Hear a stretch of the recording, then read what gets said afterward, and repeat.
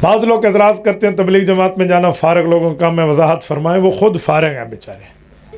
بھائی تبلیغ دین یہ شریعت کا کام ہے. تبلیغ کا پتہ ہے مطلب کیا ہے؟ آپ اللہ کے راستے میں جاؤ، کسی کو کلمہ سکھاؤ، نماز سکھاؤ، روزہ سکھاؤ، دین کی بات سکھاؤ، خود سیکھو، عمل کرو اور آ جاؤ. دین سیکھنا فارغ لوگوں کا کام ہے. تو پھر میں دنیا میں حیران ہوں بھائی، جو تبلیغ میں نہیں گیا وہ بولتے ہیں، جو گیا اسے سمجھ آ جائے گی. میں تبلیغ میں رہا ہوں، 4 ماہ ہم نے لگائے ہیں. یقین مانیے میں سہیوال کی بات کر رہا ہوں، اور سنو پھر مجھ سے، میرے 4 ماہ کی میری آنکھوں دیکھی کارگزاری ہے.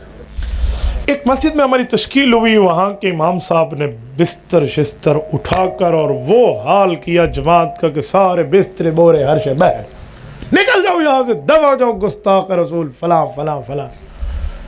ہمارے جو نوجوان تھے، ایک میں تھا، ایک ہمارا نصیر دوست تھا، ہمارا تو میٹر سے پھر گیا نا کہ ہم نے کہا یار یہ کیا ہوا. لیکن امیر صاحب نے کہا خیر نرم نرمی پیار فلاں فلاں. جی ٹھیک ہے.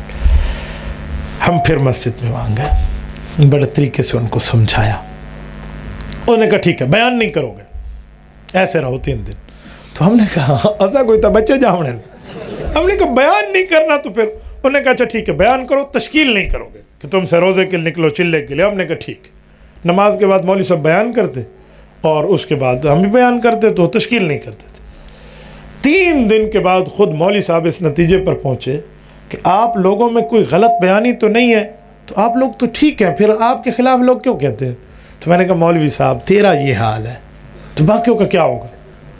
پھر اس نے کہا کہ اب اللہ کا نام مانو، 3 دن اور لگاؤ، اور یہاں مسجد میں لوگوں کو جا کر باہر کلمہ نماز سکھاؤ. میں خود گیا ہوں، اب میں اپنی بات کر رہا ہوں سنیے.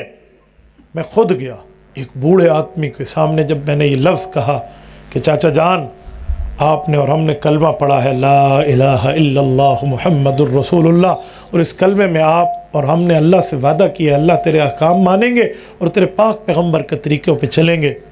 میں ادھر پہنچا تو بوڑھے نے میرا ہاتھ پکڑا، ایک باری پھر پڑھی، میں نے ایک بار پھر کلمہ پڑھا، کہ ایک باری پھر پڑھی، میں نے پھر پڑھا. کہتے مجھے پڑھو. میں نے پڑھایا، وہ اٹک رہا تھا.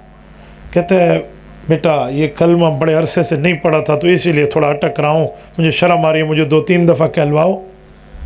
یہ حال ہے. مسلمان ہے، دادا نانا بن چکے، کلمہ طیبہ کا پتہ نہیں. میرے ایک دوست ہیں بھائی مولانا زبیر صاحب، ان کی تشکیل ہوئی آوران میں. وہ وہاں گئے تو وہاں کے علاقے والے ایک مسجد میں ان کو لے گئے. ایک کتیا نے بچے دیے ہوئے تھے محراب کے اندر، مسجد میں نماز پڑھنے کے لیے کوئی نہیں آتا.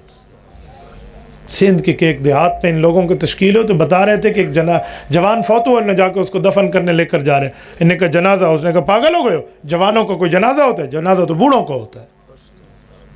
بھائی یہ کارگزاریاں ہم نے سنی ہیں اور یہ معاملات ہم نے دیکھے ہیں. تو تبلیغ ایسے لوگوں کا کام ہے. بھائی تبلیغ دیکھ کر چلنے کا نہیں ہے، چل کر دیکھنے کا راستہ ہے. بس یہ آپ کو پتہ. دعوت و تبلیغ دا نبیان کو لے کار دے. ہاں یہ انبیاء کا ایک خوبصورت طریقہ ہے.